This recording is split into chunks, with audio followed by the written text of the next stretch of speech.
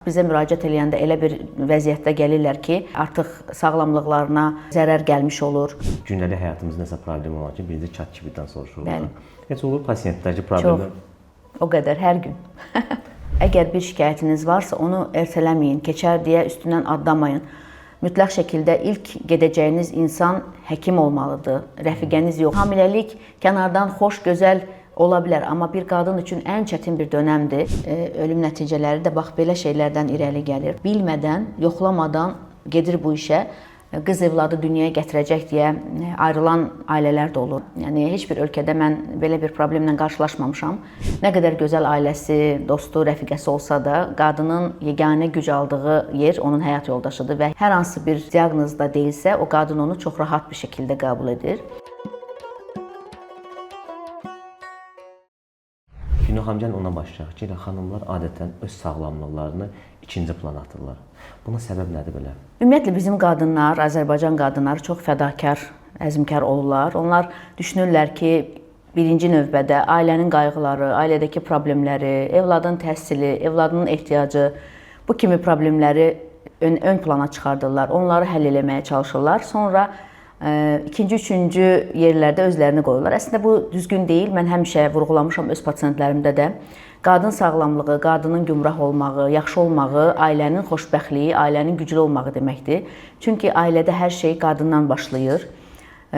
Azərbaycan qadınları o qədər ailəcanlı olurlar ki, o qədər hər şeyə dərindən yanaşırlar ki, ona görə yəni mən düşünürəm ki, bir ailənin fundamenti elə yaxşı, sağlam, gözəl qadından başlayır.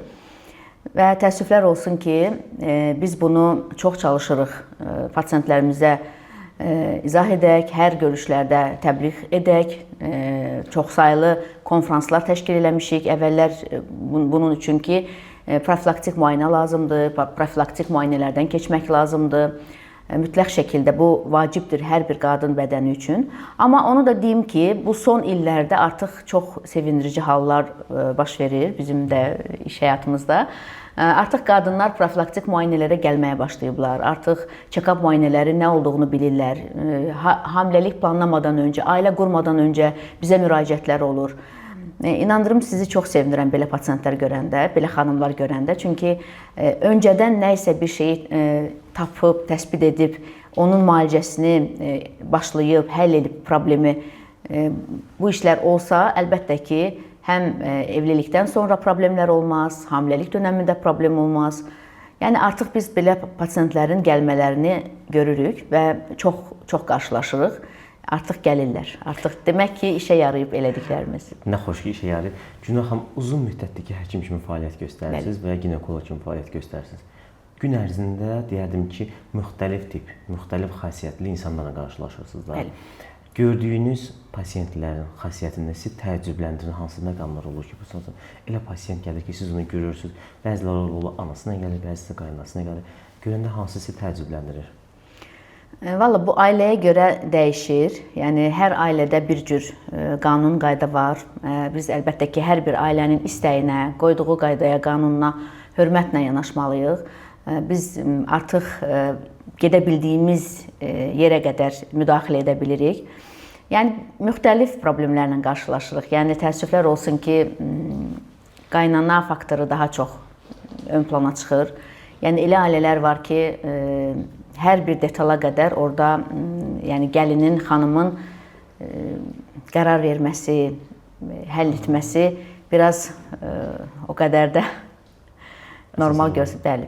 Əsas ailə üzvlərində evin ağ birçəkləri, böyükləri qərar verir. Biraz o mənim xoşuma gəlmir. Çünki əgər bir cütlük ailə qrupsa artıq onların həkimə gəlməsi, əgər hamilə qadından söhbət gedirsə, adının düşünülməsi, evladına verəcəyi adı, hamiləliyin hansı həkimlə davam etməsi, harda uşağını dünyaya gətirməsi, bu kimi məsələlər düşünürəm ki, qadın özü qərar verməlidir. Amma bəzən təəssüflər olsun ki, bu biraz o qədər də gəlinin istədiyi kimi olmur. Bizdə bir deyim vardı, insan bədənində hansı nahiyəsi ağrıyanda, bədənin canı ağrıyanda deyir ki, keçər deyir də. Hələ bir 2 gün, 3 gün türkə çarə eləyək, keçər. Amma əslində bilmirik ki, bu keçər deyə bu xəstəliyi daha pis vəziyyətə gətirir də. Belə məqamlar yəqin ki, siz də qarşılaşırsınız. Çox, hədsiz çox. Çünki Bizim əsas iş praktikamızda ən çox sıx rastlaşdığımız problemlər elə budur.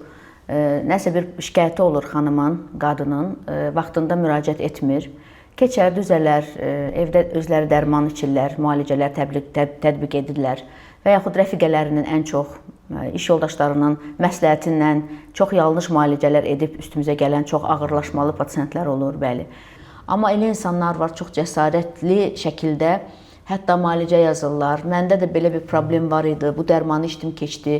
Sən də iç kimi belə məsləhətlər, hətta az qala resept yazan pasiyentlər, xanımlar var ki, qonşusu, rəfiqəsi müalicə təyin edib, o da onu edib, əlbəttə ki, çox pis sonuçlarla gəlib. Yəni hər zaman biz vurğuluyuruq ki, əgər bir şikayətiniz varsa, onu ertələməyin, keçər deyə üstündən adlamayın. Mütləq şəkildə ilk gedəcəyiniz insan həkim olmalıdır, rəfiqəniz yox. Nə qədər ağıllı, savadlı, ziyalı bir rəfiqə olsa da o həkim kimi bilə bilməz. Ona görə əlbəttə ki, birinci növbədə həkimə gəlsələr daha tez sağalarlar, problemlə qarşılaşmazlar. Bu təzə dəb düşüb də, gündəlik həyatımızda nəsə problem olan ki, birinci ChatGPT-dən soruşurlar. Heç olur pasiyentlərcə problemlər? Çox, o qədər, hər gün. Problemlərini ChatGPT-dən danışırlar. Bəli, ChatGPT, nə bilim, Google-dan, hər yerdən. Yəni, orada da əlbəttə ki, ümumi məlumatdır. Hər bir pasiyentin individual biz yanaşırıq. Yəni, hətta mən hansısa bir analiz təyin edəndə, müayinə təyin edəndə pasiyentimə, mən heç vaxtı şablon yoxlamıram. O pasiyentin özünə görə, şikayətinə görə, yaşına görə, durumuna görə, hətta maddi büdcəsini düşünərək biz onu təyin edirik. Çünki az təzminatlı ailələr də bizə müraciət edir. Yəni biz istədiyimiz bütün analizləri onlara yoxlamırıq. Hansı daha vacibdir, hansı daha bizə önəmlidir, onları seçirik. Yəni ona görə ChatGPT-dir və yaxud başqa sosial şəbəkələrdə aldıqları məlumat əlbəttə ki, o pasiyentə uyğun olmaya bilər. Düşünürəm ki, hər bir insan öz sağlamlığını qorumalıdır, öz orqanizmasını, özünü sevməlidir. Yəni hansısa bir internet vasitəsindən müayinə, həkim etmələri düzgün deyil. Bax, deyirsiniz də, xanımlar bəzən gecikdirirlər də, həm müayinələrini, həm xəstəliklərini də. Düşünürsünüz ki, bu insanlarda bəlkə də bu qorxudan yaranır, diaqnozdan qorxurlar, ya xəstəlikdən mi qorxurlar, belə gecikdirirlər? Ümumiyyətlə, bizim qadınlar biraz çəkingən olurlar, həkimə getməyi sevmirlər. Düşünürəm ki, bu uşaq yaşlarından gələn bir problemdir. Çünki bizdə şikayət olmasa, xəstəlik olmasa, uşaqları belə hətta check-up müayinəyə, həkim kontroluna o qədər də aparmırlar. Çox nadir ailələrdə, bir neçə faiz ailələr var ki, uşağında hansısa bir problem olmasa belə check-up müayinəyə gətirilir. Sadəcə valideyndir, maraqlıdır, o bilmək istəyir uşağının, evladının bədəninə nə baş verir və bu çox gözəl bir, düşünürəm ki, valideyn tərəfindən bir hərəkətdir. Hər bir insan, istər uşaq olsun, istər böyük olsun, ildə bir dəfə heç olmasa həkim müayinəsindən keçməlidir. Bizdə də bu olmadığına görə insanlarda həkimə getmək qorxusu var. Sanki gedərəm, nə ilənsə pis şeylə qarşılaşıram deyə düşüncələr var. Və birincisi onlar qorxduqları üçün gələ bilmirlər həkimə. Yəni sual verir ki, niyə vaxtında müraciət etmədiniz? Qorxduq ki, nəsə pis şey çıxar, sonra biz onu qəbul edə bilmərik.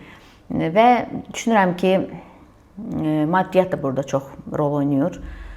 Və birinci verdiyiniz sual kimi, yəni ertələmək. Biraz keçdin, sağalmasa, düzəlməsə gedərəm kimi düşüncələr. Deyirsiniz də, yanıma müxtəlif xasiyyətli, müxtəlif cür insanlar gəlir. Olurmu ki, həyat yoldaşı ilə gəlib, həyat yoldaşı onun xəstəliyinə və yaşadığı bütün problemlərə dəstək olsun? Əlbəttə ki.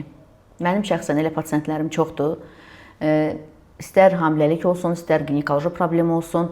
Artıq bəylər də xanımlarınla gəlməyə başlayıblar həkimlərə və bu çox yaxşı bir haldır. Çünki qadın kimdən güc alır? Öz həyat yoldaşından əlbəttə ki. Nə qədər gözəl ailəsi, dostu, rəfiqəsi olsa da, qadının yeganə güc aldığı yer onun həyat yoldaşıdır və hiss edəndə ki, həyat yoldaşı onun yanındadır, arxasındadır, o qadın hər hansı bir diaqnozda deyilsə, o qadın onu çox rahat bir şəkildə qəbul edir. Hətta hamilələr, məsəl üçün, axır vaxtlar gənclər çox gəlməyə başlayıblar öz yoldaşlarından. Ultrasəs müayinəsi zamanı biz onları otağa alırıq, bərabər izləyirlər, gələcək evladlarının hərəkətlərini görürlər, ürək səslərini eşidirlər.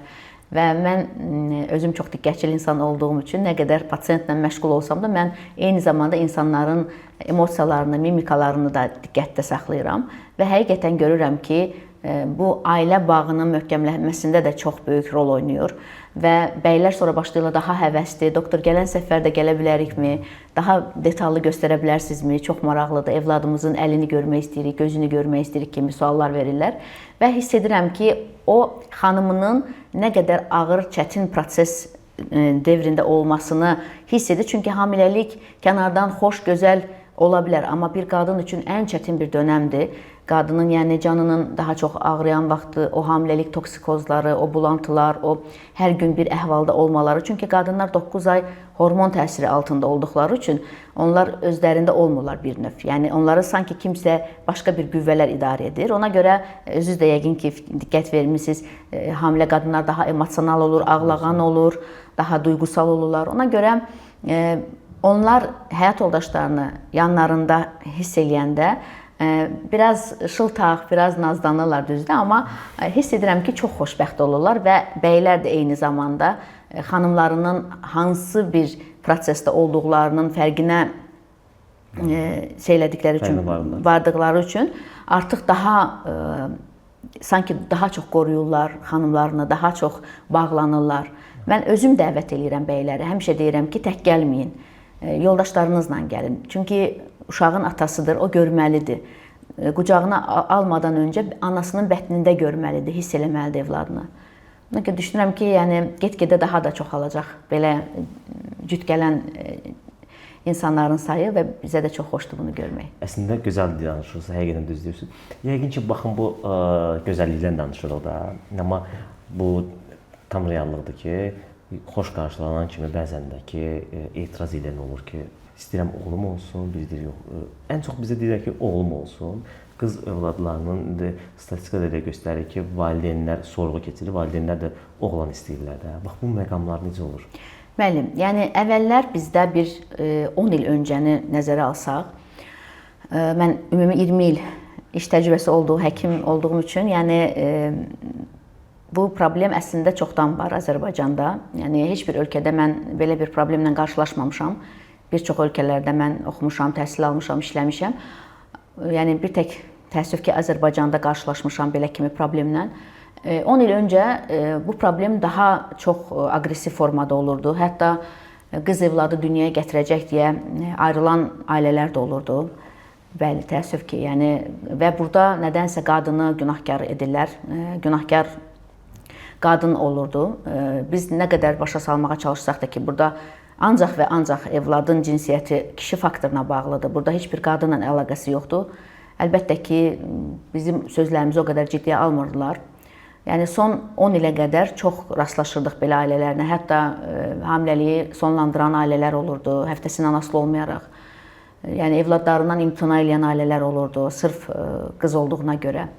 Amma bu son 10 ildən bu tərəfə artıq çox da belə xoş bir təəccüb hissi yaşayıram bəzən. Elə bəylər var, gəlirlər, deyirlər ki, doktor, uşağımızın cinsiyyəti nə vaxt bəlli olacaq? Deyirəm, nə üçün soruşursunuz? Çünki hələ də o qorxu içimdə qalıb. Bax, indi bu dəqiqə qız deyəcəm, yenə məyus olacaqlar. Biz qız evladı istəyirik, deyə cavab verirlər.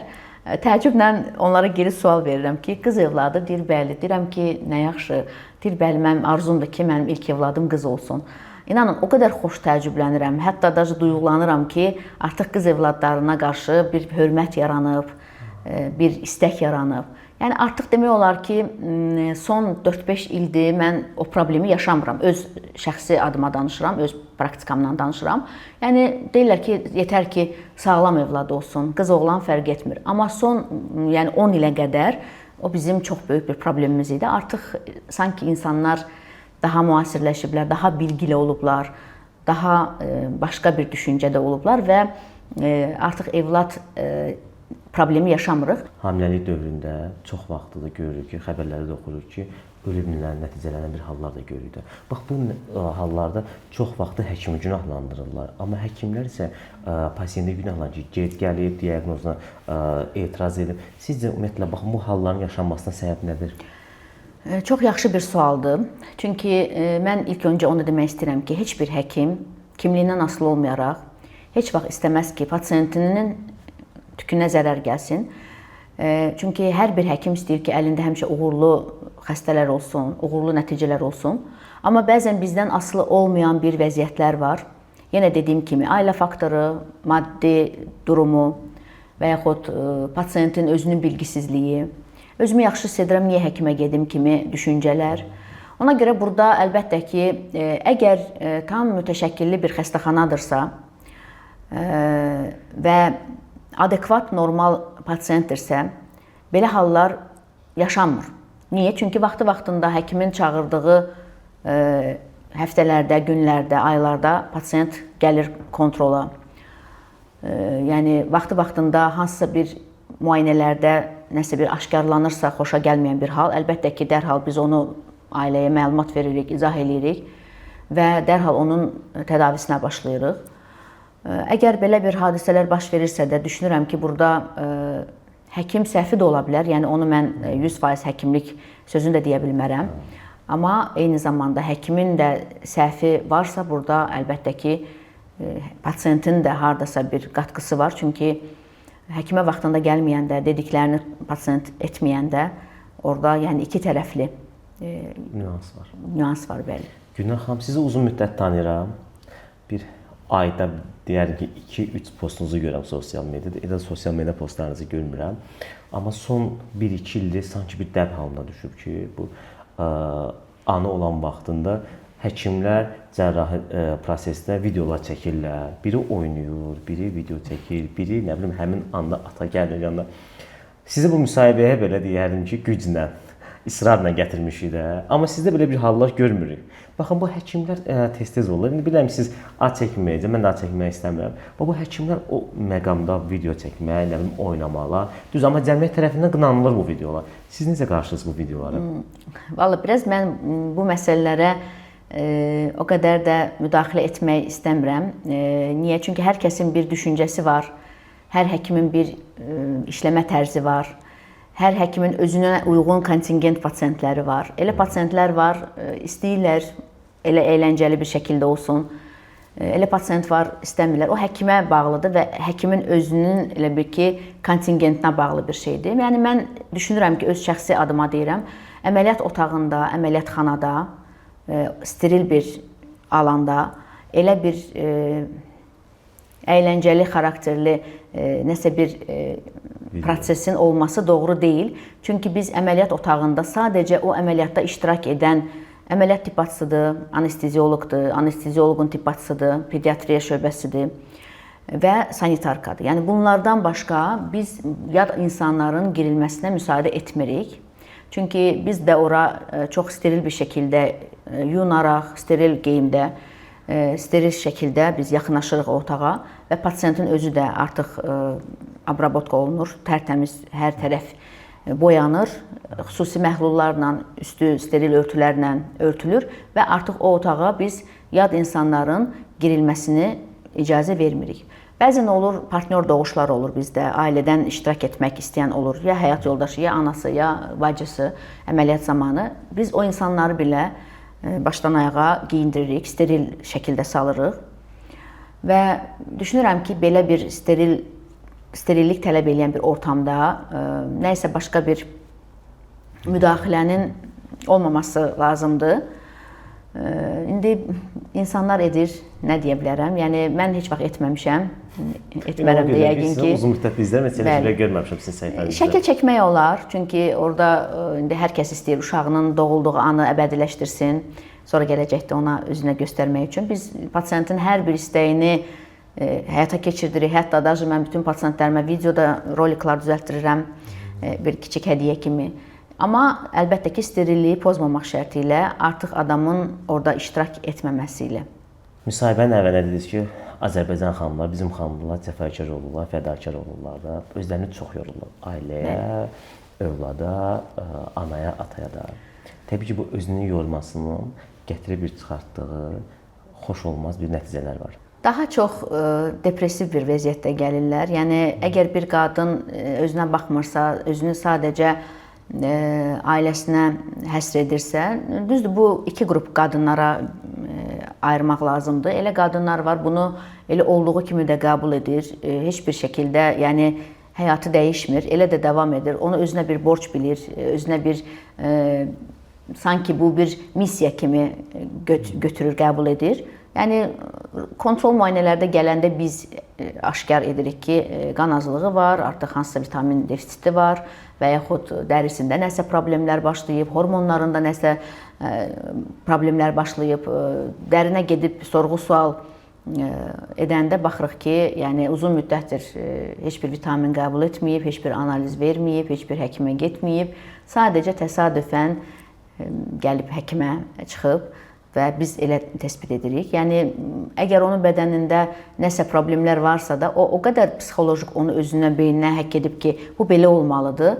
Onu o halsızlığını, o bədənindəki baş verən bəzi çatışmamazlığı da normal kimi qəbul edir. Amma elə qadınlarda var, bəli, yəni artıq səhhətlərində ciddi problem yaranır, hansısa bir şikayətlə gəlirlər. Yenə də görürük ki, yəni uzun müddət həkimdə olmayıb, özünə baxmayıb. Yəni təəssüf ki, yəni bizim qadınlar hədsiz fədakar olurlar. O da biraz özlərinə sonra ziyanla qayıdış olur. 10 il bundan əvvəl deyərdim ki, xəstəliklər az idi.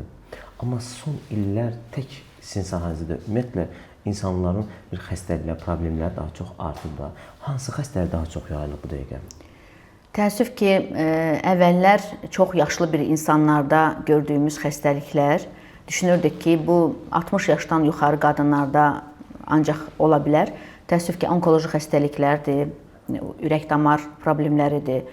Bu kimi çox ağır nəticələr verən, çox pis nəticələrlə yekunlaşan xəstəliklər təəssüf ki, artıq gənc nəsildə görünməyə başlayıb. Bu bizi çox üzür, çox belə məyus edir. Çünki vaxtında müayinələrdən keçməmələri, vaxtında şikayətləri olsa da müəyyən səbəblərə görə getmədikləri vəziyyət onların artıq o proseslərin gizli bir şəkildə bədənlərində yer almasına səbəb olur və artıq bizim yanımıza gəlib çatanda biz artıq müayinədə görürük ki, yəni heç xoş olmayan bir vəziyyətlə qarşılaşırıq.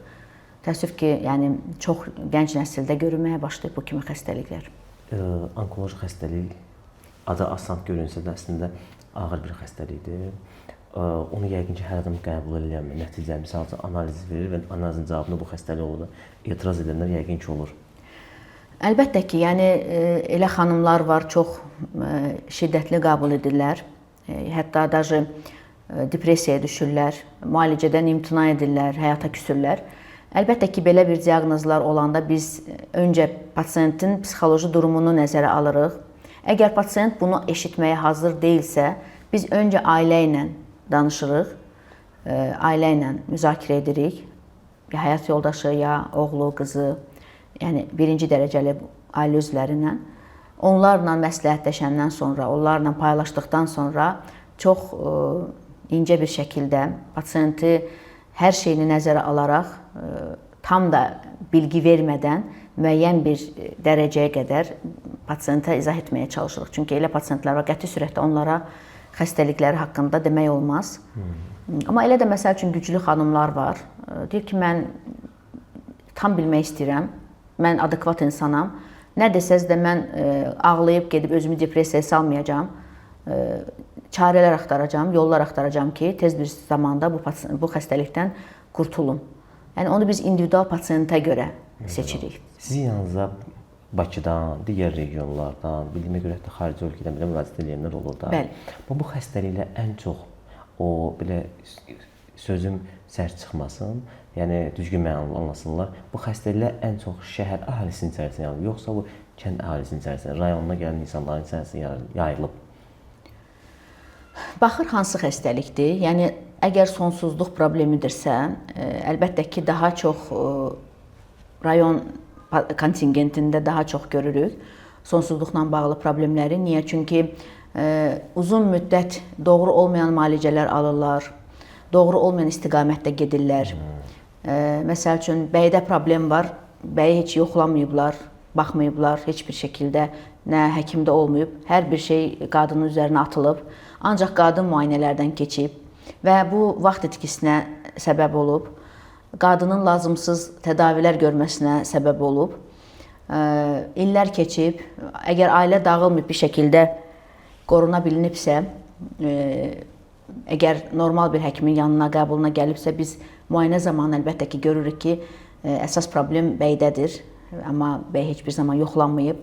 Yəni, bu kimi hallara görə əlbəttə ki, daha çox xəstəliklər, daha çox xəstəliyin uzanması, vaxtında çarə tapılmaması rayon insanlarında görünür. O da yaşadıkları mühitdə, düzgün istiqamətdə aparılmayan müalicələrə görə. Amma şəhər pasiyentlərində də, kontingentində də olur.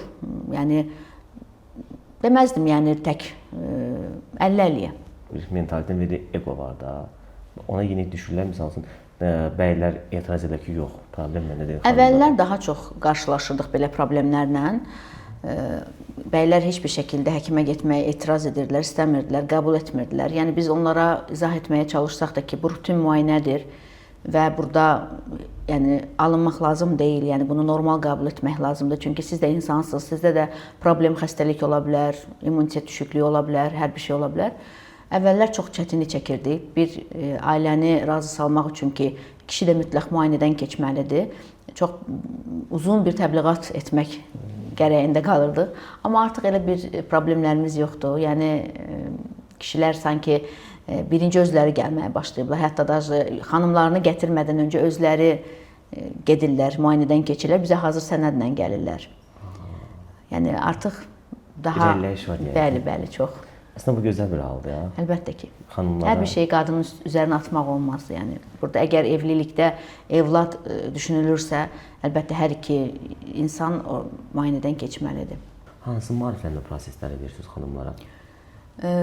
Mən həddindən artıq çox maarifləndirici konfranslar etmiş bir insanam. Bunu mən böyük bir fəxr hissindən söyləmək istəyirəm. Əvvəllər daha çox edirdim. Son zamanlarda biraz bu pandemiyaya qədər çox edirdim, hədsiz dərəcədə. Hətta rayonlara gedirdik, qadınları toplayırdıq, hətta evdar xanımları daha çox toplayırdıq. Bakıda çox edirdik, belə konfranslar təşkil edirdik və həqiqətən çox gözəl nəticələr əldə edirdik və baxırdıq ki, həqiqətən qadınların buna ehtiyacı var. Çünki bizim onlara verdiyimiz məlumatlar, maarifləndirmə, onlar onu heç bir sosial şəbəkədən öyrənə bilməzdilər, heç bir kitabdan, dəftərdən oxuya bilməzdilər. Onu sırf biz öz praktikalarımızdan, gördüyümüz proseslərdən, pasiyentlərdən, əldə etdiyimiz təcrübələrdən bölüşürdük. Bax, bu maarifləndirmə layihələrinin nəticəsində nə ən çox dəyişir? Düşüncə yoxsa statistik göstəricilər? Hər ikisi. İnsanlar artıq həkimə gəlməyə başlayırlar. Həkimə profilaktik müayinə üçün niyə gəlmək lazım olduğunu anlayırlar. Əvvəllər düşünürdülər ki, heç yerim ağrımır, niyə gedim ki? Niyə bir ginekoloqa müraciət edim ki? Əgər mənim şikayətim yoxdursa, evlad dünyaya gətirməyəcəmsə, niyə gedim ki? Deyə bir düşüncə vardı insanlarda. Amma artıq biz onlara əksini izah edəndə, göstərəndə, nəticələrimizlə, praktikamızdakı xəstələrlə ki, nəyə gətirib çıxarda bilər sizin bu düşüncəniz, artıq onlar sanki anlamış kimi artıq həkimə gəlməyə başlayıblar, artıq daha az dosta, tanışa, rəfiqəyə müraciətlər edirlər. İlk gedəcəyi yer həkim olur. Hamiləlikdən öncə niyə lazımdır check-up müayinə? Məsəl üçün, mənim pasiyentim var idi, qadın heç bir şəkildə 37-38 yaşına qədər həkimdə olmayıb, yəni düşünə bilərsiniz nə deməkdir bu? 37-38 yaşına qədər ana olub heç? Yox, ailə qurmayıb, həkimə getməyib, nəinki ginekoloqa, heç bir terapevtə belə getməyib. Xəstələnəndə də evdə türkə çarələrlə müalicə olub. Bu xanım 37-38 yaşında ailə qurur, mənim yanıma gəlir. Mən söhbət əsnasında xanımın üzündəki əlamətlərdən, müəyyən şeylər var, biz həkimlər onu pasiyentlə söhbət edəndə, baxanda üz cizgilərindən anlayırıq. Anladım ki, bu xanımın ciddi ürək problemi var. Təngi nəfəs olurdu, ağız ətraflarında göyərmələr olurdu mənimlə danışanda. Və mən ilk işim və təəssüf ki, artıq ailə qurub, hamiləlik baş verdikdən sonra gəlmişdi mənim yanıma. Və mən onu ilk göndərəcəyim yer kardioloq oldu. Və elə bir diaqnozla qarşılaşdıq ki, mən bir 10 dəqiqə belə bir stupor vəziyyətində düşündüm ki, mən bu pasiyentdən necə axıra qədər gedib çıxacam. Ürəyində ciddi qüsur var idi və o elə qüsurlu xanımlara evlad dünyaya gətirmək olmaz. və ailəsinə mən bunu məlumatı verəndə dedi ki, axı bizim heç bir şikayətimiz olmayıb. Mən tək-tək başladım xanıma suallar verməyə ki, neçə etaj, neçə mərtəbə çıxa bilirsən. Müəyyən oldu ki, 1-2 mərtəbədən sonra xanım o dayanmaq məcburiyyətində olurmuş. Bu kimi ortaya çıxanda şikayətlər. Yəni bunlar bunu normal qəbul ediblər. Yəni düşünməyib ki, mən gənc bir insanam. 2-3 pilləkən qalxıramsa, mən niyə tənginəfəs olmalıyam, niyə halım dəyişməlidir? Bunu normal kimi qəbul edib və heç vaxt həkimə müraciət etməyib. Yəni mən deyərdim ki, o pasiyentdə bizə Allah yardımcı oldu. Biz gətirib müəyyən həftəyə qədər çatdıra bildik hamiləliyini o problemlə, o patologiyanın. Təbii ki, gözəl kardioloqlarımızın sayəsində. Sonra biz keysəriyyə əməliyyatında da böyük bir stres yaşadıq. Çünki əməliyyat da, doğuş da bu xəstəyə çox riskli olduğu üçün yenə də burada da bizə Allah kömək oldu və həmin o pasiyentin bir evladı var, bir qız evladı var və artıq o pasiyentə biz qadağa qoymuşuq. Hamiləlik qəti sürətdə icazə vermirik, çünki artıq öz həyatı riskə girə bilər. Yəni bir pasiyentin check-up müayinədən keçməməsi, heç bir vaxt həkimə getməməsi görün nəyə gətirib çıxarda bilər. O biraz qabağa vurğuladığınız ölüm nəticələri də bax belə şeylərdən irəli gəlir. Pasiyent öncədən bilmir vəziyyəti nədir, ona hamiləlik olarmı, ümumiyyətlə bədəni qaldırarmı və bilmədən, yoxlamadan gedir bu işə və hamiləliyin ortasında həkim bu kimi problemlə qarşılaşanda hər zaman həkimin şansı gətirməyə bilər. Yəni ona görə də ölüm nəticələri olur. Günah xanım, əvvəl ailələrdə 7-8 uşaq görürdük də. İndi sanki 1-2 uşaq və ondan kifayətlənirlər. Səbəb nədir belə? Əvvəl 7-8 uşaqsa, indi 2 uşaqla kifayətlənir ailə. Burada bir neçə səbəbi var. Bu şəxsən mənim öz fikrimdir. Yəni mənim düşüncəmi paylaşıram sizlə. Birinci yəqin ki, sosial faktordur. Yəni biraz uşaq dünyaya gətirmək çox bahalı bir xidmətə çevrilib.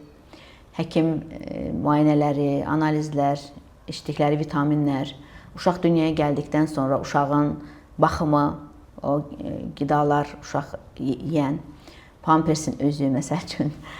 Yəni bunlar çox bahalı olduğu üçün düşünürəm ki, gənc ailələrin biraz büdcə problemləri olduğu üçün birinci faktor budur. İkinci faktor da düşünürəm ki, qadınlar daha müasirləşiblər, daha özlərinə çox zaman ayırmaq istəyirlər. Düşünürlər ki, 1-2 uşağım olsun, həm özümə zaman ayırım, həm uşağıma zaman ayırım. Amma çox evlad dünyaya gətirən ailələrimiz də var. Məsəl üçün mən çox 3-cü, 4-cü evlad məndə çox olur. 3-cü, 4-cü evladın dünyaya gətirən analar. Düzdür, nadirən olsa da 5-ci evlad, 6-cı evlad olanlar da olur, amma o çox nadirən olur. Əvvəllər uşaqlara anaları baxırdılar. İndi son illər uşaqlara baxıcı tuturlar da. Və sizin yanınıza gələndə görürsünüz.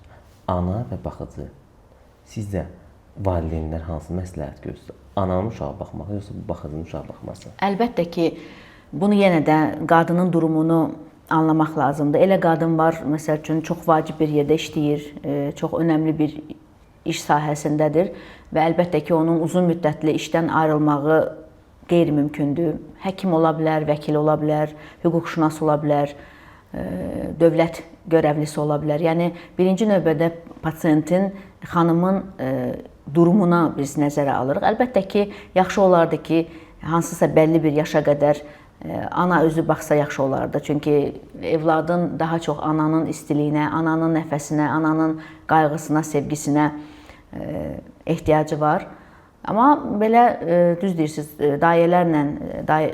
dayələr baxan uşaqlar da çox olur. O da ki, düşünürəm ki, anaların işlədiyinə görə, işdən qala bilmədiklərinə görə və eləsi var, anası, atası, ailəsi yardım edə bilmir, uşağın baxımında dəstək ola bilmir, artıq məcbur dayə tuturlar. Uşaqların bu ad seçim mərhələsi olur da, bu əvvəldən, indi də deyəlim ki, mübahisəli bir mövzuda. Bir tərəf bir ad deyir, ana bir ad istəyir, ata tərəf bir ad istəyir. İndi necədir bu vəziyyət? İndi də həmin situasiya qalıb? Bəli, hələ də deyə bilərəm ki, davam edir. Amma daha çox indi artıq gənclər özləri ad seçimi edirlər. Amma hələ də o problem davam edir. Yəni var elə ailələr ki, biraz mübahisə düşür aralarında. Gəlin bilə faizi belədir. İndi ən çox qərar verən kim olur? Ana tərəf yoxsa ata tərəf? Əlbəttə ki, ata tərəf. Bilirsiniz niyə? Çünki bizdə qız anası, qız tərəf həmişə o balansı qorumağa çalışırlar. Yəni distansiyanı qorumağa çalışırlar. O pərdəni qorumağa çalışırlar. Çox müdaxilə etmirlər qızın ailəsinə. Ona görə daha çox ata tərəf rol oynayır belə şeylər. Bu adlar sırasında sizi təəccübləndirən hansı ad olur ki, bu uşağa bu ad deyil? Daha çox xarici adlara üstünlük verirlər. Daha çox, yəni Azərbaycanımızın o qədər gözəl həm oğlan, həm qız adlarımız var. Çox böyük mənası olan. Mən hər zaman düşünmüşəm ki, uşağın adı onun həyatında çox böyük rol oynayır.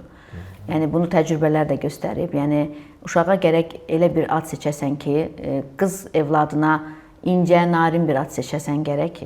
Oğlan evladına da belə güclü, səslənməsi də güclü, uşağa motivasiya verən, güc verən bir mənalı ad olmalıdır. Amma daha çox təəssüflər olsun ki, xarici adlar çox qoyulur evladlarına. Və bir qism deyir ki, vəfat etmiş şəxsin adı qoyulmalıdır. Bir qism deyir ki, yox, vəfat etməzsə bu insan adı qoyulur. Sizə görə ümumiyyətlə adın energiyası var?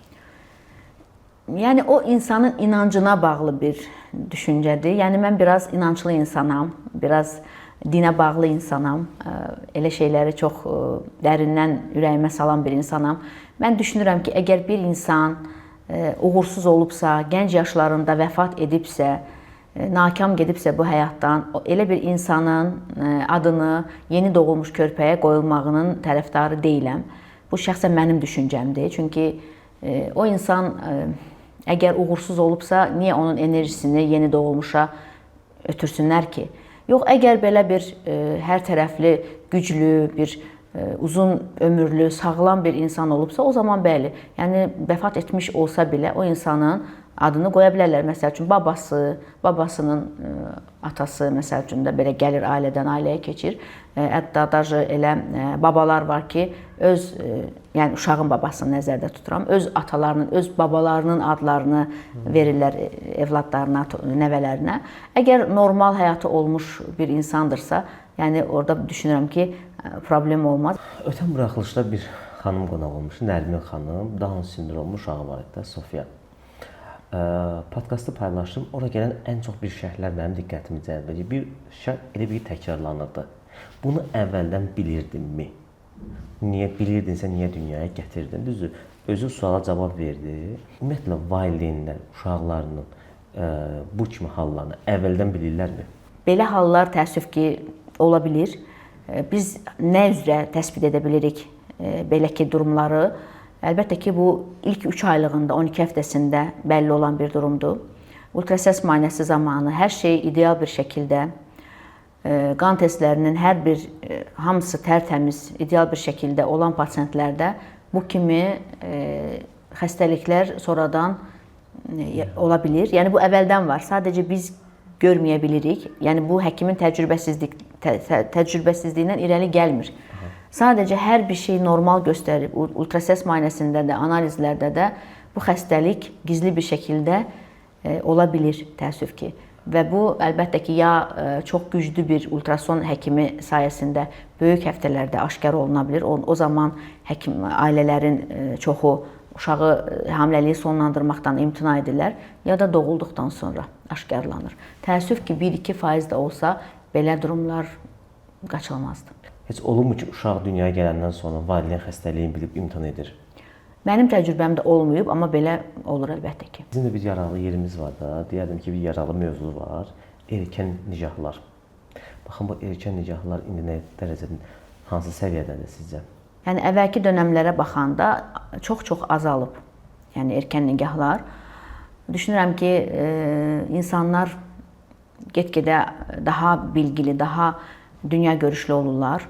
Yəni bir qız evladının bəlli bir yaşa çatmamış onu nikaha izin vermələri çox qorxunç bir şeydir. Mənim üçün çox absurd bir vəziyyətdir. Ümumiyyətlə 18 yaşa qədər hər bir qadının bədənində formalaşma prosesi davam edir.